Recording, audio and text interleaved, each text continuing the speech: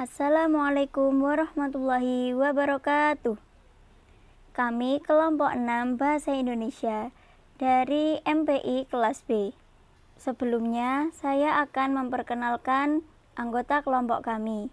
Yang pertama, saya sendiri, Feni Juliarti. Yang kedua, Wahyu Catur Perdana. Dan yang ketiga, Yeni Endiana. Materi yang akan kami presentasikan pada kali ini yaitu media pengolah kata dan penulisan bab, subbab, dan sub-subbab. 1. Aturan penulisan karya ilmiah. 1. Ukuran kertas. Ukuran kertas dalam makalah harus diperhatikan karena ketika dicetak pada ukuran yang berbeda, maka hasilnya akan berbeda pula. Umumnya, ukuran kertas yang digunakan pada makalah, skripsi, paper, menggunakan ukuran kertas A4. Ukuran kertas A4 sendiri memiliki ukuran panjang 21 cm dan panjangnya 29 cm. Kertas A4 menjadi standar internasional, sehingga banyak digunakan di berbagai negara di seluruh dunia. Ukuran kertas ini tidak terlalu panjang dan tidak terlalu lebar, sehingga tulisan yang tercetak pada kertas A4 dapat dibaca dan disesuaikan dengan tepat. Kertas A4 dalam penggunaannya ternyata memiliki keunggulan dibandingkan dengan ukuran kertas lainnya. Keunggulan kertas A4 adalah sebagai berikut. 1. Standar ukuran kertas internasional. Kertas A4 menjadi standar ukuran kertas internasional. Banyak kalangan menggunakan ukuran kertas ini untuk mencetak berkas atau dokumennya, mulai dari anak sekolah, mahasiswa, sampai dengan karyawan kantor. 2. Kertas serbaguna.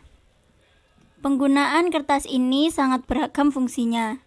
Kertas A4 ini tidak digunakan untuk menulis saja, akan tetapi juga bisa dibuat sebagai ukuran buku gambar yang digunakan oleh banyak anak-anak. Selain itu, ukuran kertas A4 ini sering digunakan untuk pembukuan karya tulis, seperti artikel, jurnal ilmiah, skripsi, dan sebagainya. Selanjutnya adalah ukuran margin. Margin adalah batas jarak antara dokumen dengan tepi kertas. Margin juga dapat diartikan sebagai ruang kosong antara isi dokumen dan batas tepi kertas. Baik itu batas atas, batas bawah, batas kiri, atau batas kanan. Dalam Kamus Besar Bahasa Indonesia, margin adalah tepi atau batas. Secara otomatis, margin dokumen di Microsoft sudah diatur berjarak 1 cm. Jadi, setiap kali kita membuka dokumen baru, pengaturan marginnya adalah 1 cm. Untuk itu, kita perlu mengatur ulang bila menulis karya tulis ilmiah. Seperti yang sudah disebutkan sebelumnya, margin memiliki 4 batas, yakni batas atas, bawah, kiri, dan kanan. Batas atas atau top adalah fitur yang mengatur jarak antara isi dokumen dengan tepi halaman di bagian atas. Batas bawah atau bottom merupakan kebalikannya batas atas. Batas bawah mengatur jarak antara isi dokumen dengan tepi bawah halaman. Sedangkan batas kiri atau left adalah fitur yang mengatur jarak antara isi dokumen dengan batas kiri halaman. Sebaliknya batas kanan atau right mengatur jarak antara isi dokumen dengan batas kanan halaman. Selanjutnya yakni ukuran margin pada suatu karya ilmiah. bisa disebut juga dengan 4433 dan 4343. Maksudnya bagaimana sih? Jadi batas margin atas berukuran 4 cm, batas margin kiri 4 cm, batas margin bawah 3 cm, batas margin kanan 3 cm. Lalu dengan format 4343, maksudnya batas margin atas 4 cm, batas margin kanan 3 cm, batas margin kiri 4 cm, batas margin bawah 3 cm. Ukuran margin makalah, paper, dan karya ilmiah lain menggunakan format 4433 atau 4343. Meskipun tampak berbeda, keduanya sebenarnya sama, hanya beda penyebutannya saja. 3. Spasi jarak antar baris. Jarak antar baris diatur dengan ketentuan sebagai berikut. Pertama, jarak antara judul bab dan kalimat pertama dan antara kalimat terakhir suatu subbab atau sub-subbab dan judul subbab atau sub-subbab berikutnya adalah 3 spasi. 2.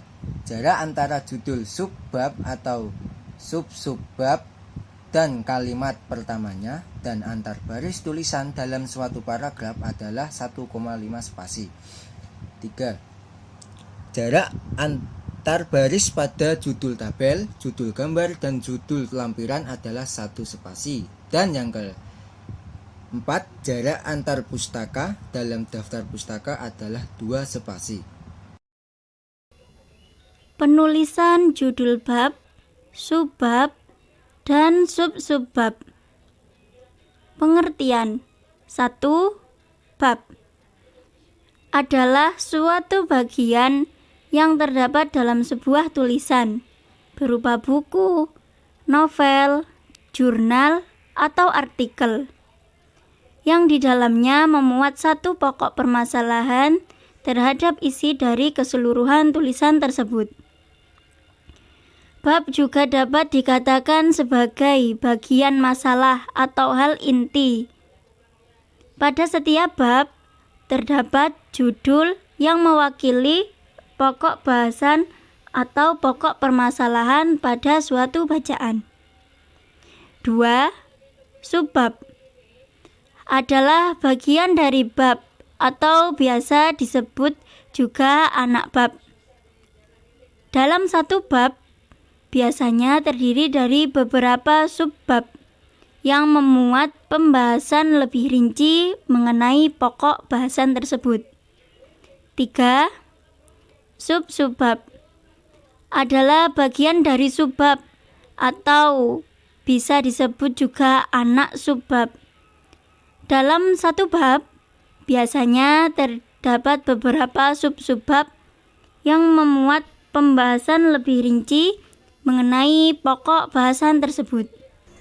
Selanjutnya adalah penulisan bab, subbab, dan sub-subbab yang benar. Yang pertama yaitu bab 1. Di dalam bab 1 ada pendahuluan. Kata pendahuluan merupakan kata kunci yang dijadikan sebagai subbab. Lalu di dalam pendahuluan terdapat latar belakang, rumusan masalah, dan tujuan penulisan yang merupakan anak subbab atau bisa disebut juga sebagai sub-subbab. Lalu selanjutnya ada bab 2. Di dalam bab 2 terdapat isi. Isi merupakan subbab. Lalu misalnya di bagian isi membahas tentang globalisasi. Nah, misal ada pengertian globalisasi. Nah, itu merupakan sub-subbab. Lalu selanjutnya adalah bab 3. Bab 3 terdapat penutup. Penutup merupakan subbab. Lalu di dalam penutup terdapat kesimpulan dan saran yang merupakan sub-subbab. Aturan penulisan bab yaitu: pertama, judul bab ditulis pada halaman baru dengan huruf kapital yang dicetak tebal dengan posisi tengah. Kedua, menggunakan angka Romawi. Dan ketiga, judul bab diberi angka Arab penunjuk bab yang diletakkan sesudah kata bab.